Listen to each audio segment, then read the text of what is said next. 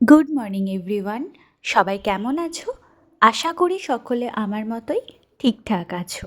হ্যাঁ, আমি এখন ভালো আছি বলতেও ভয় পাই। আর সবার জন্য প্রে করি যে সবাই যেন ভালোই থাকে, আর ঈশ্বর যেন আমাকেও ঠিকঠাকই রাখে। এই চলে যাচ্ছে বাকি আর ৫টা দিনের মতোই। সকালবেলাটা চা আর বিস্কিট দিয়েই শুরু হলো। কিন্তু আজকে সকালে না অনেক কাজ আছে।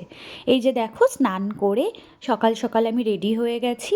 তার একটা বিশেষ কারণ হলো, এই যে দেখছো আমার ঘরের গৃহদেবতা, আর এটা আমার আদরের ভাই। ভাই আর রাধারানীর যে মন্দিরটা, ওটা পুরো ভেঙে কীরম একটা হয়ে গেছে।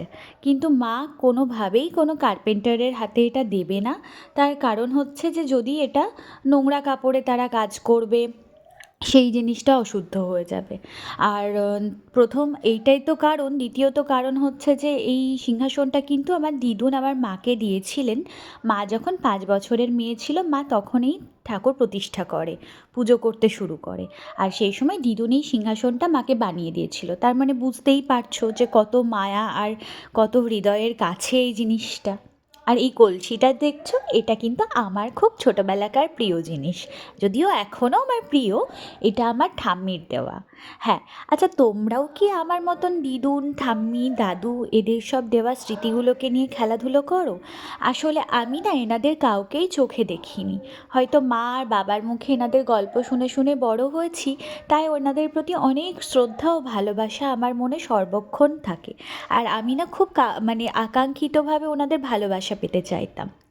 যাকগে, সেসব তো সবই আমার কী বলবো, অতীত। আর এই যে দেখো, এই রঙের একটা ডিব্বে ছিল, যেটা ঘর করা রং দিয়ে আমি একটু বাঁচা রং দিয়ে এই সিংহাসনটাকে মেকওভার করেছি। কিছু এই ওয়ালপেপার আর এই রং আর একটু অ্যাক্রেলিক কালার, এই যা ছিল ঘরে আমার হাতের কাছে, তাই দিয়েই আমি কিন্তু এই পুরো মন্দিরটাকে ডেকোরেট করেছি। জানাতে ভুলো না কিন্তু কেমন লাগলো। ও হ্যাঁ, আর ভাই আর রাধারানীর তলে যে আসনটা দেখছো, ওটাও আমি নিজে হাতে স্টিচ করেছি।